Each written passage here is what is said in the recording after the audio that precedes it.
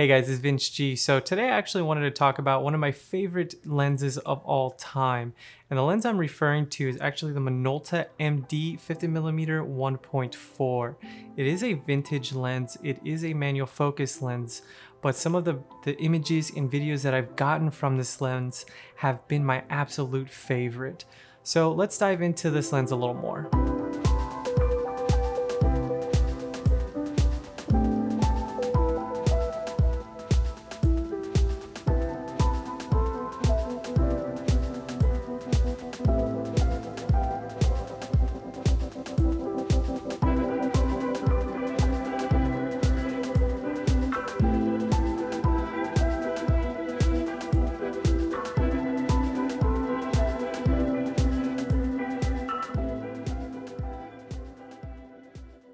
So a little story time about how I acquired this lens. My wife and I were actually in San Francisco about 5 years ago, and we went to a thrift shop.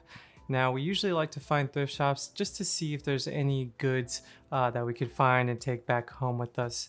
So when I was in that shop, I definitely found a bin full of cameras and lenses. A lot of them did not have any prices on them.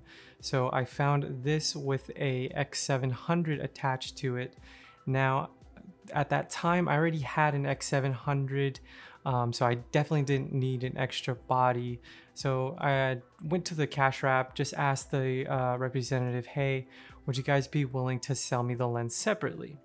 Now, in the back of my head, if they would have told me no, or if they would have told me literally anything more than $25, I was just gonna scrap the idea and not even take the lens.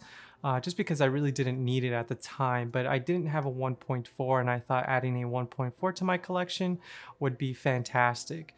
So he told me that he can take $10 for the lens itself.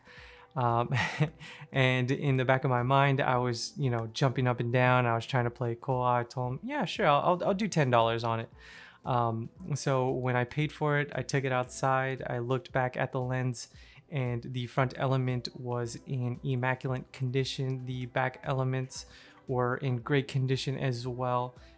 It was almost brand new, basically. Now, throughout the years, of course, there is a little bit of dust in the inner elements, which I don't mind too much. Of course, that's just how lenses are.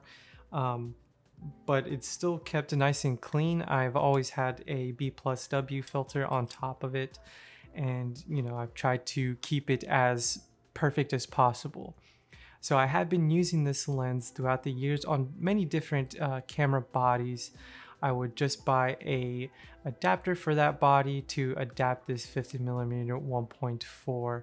Again, I've used it professionally and I have also used it personally, and some of the images that I'm about to show you are from this. So go ahead and take a look at those.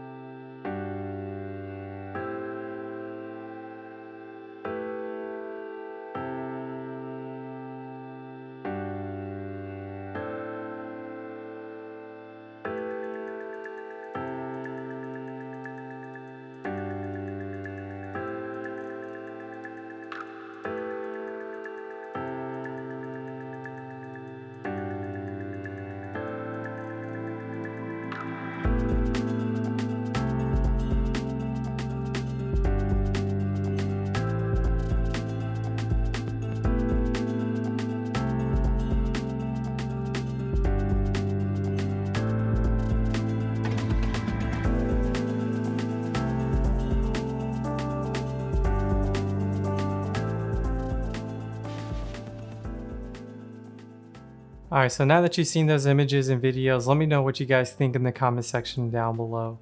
So again, like I said, I have been using this throughout the years and just absolutely love this lens with literally all of my heart. It has been tried and true and has stayed in my camera bag, whether I am going on vacation or on a professional shoot. This has just been my absolute favorite lens of all time. So as you know, there can be some pros and cons when using vintage lenses. The only issues that I have with this lens is when you're shooting wide open, there's a lot of ghosting and then there's a lot of flare. But when I'm doing portraiture and using this on professional shoots, what I'll go ahead and do is I'll just go ahead and stop it down to around f2 to 2.8. So that on a full frame body still gives me a nice shallow depth of field without it having any of those issues. Now you're probably thinking, well, why would you use a f1.4 instead of an f2.8? Well, if I'm using it personally for myself, I don't mind having any of those ghosting or flaring issues. I don't mind that for myself, but for something professional, I want those to be as sharp as possible. That way there's no problems with the photos when they get turned into the editor and whatnot. So the one thing I like about Minolta MD lenses and MC lenses is that you could still find these relatively cheap. Throughout the years, I still like to find or come across vintage lenses. Now, of course, there are Canon FD lenses which have seemed to gone up in price since a lot more people are getting into photography and really finding out that you can adapt these lenses to those bodies.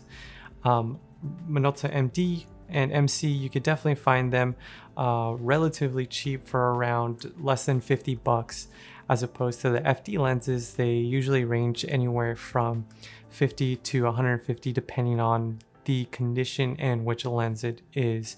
Now I got a range of lenses. I got a 28, I got a 50, I got a 100, which I'm filming myself on right now. I got a 135 2.8, and I also got a cool, it's like a telescope lens, which is a 250 millimeter lens itself. So that wraps up this short video. I just wanted to tell you guys about my favorite lens and the experience I've had with this. Again, I've just been blown away with the amazing quality that Minolta put in many years ago.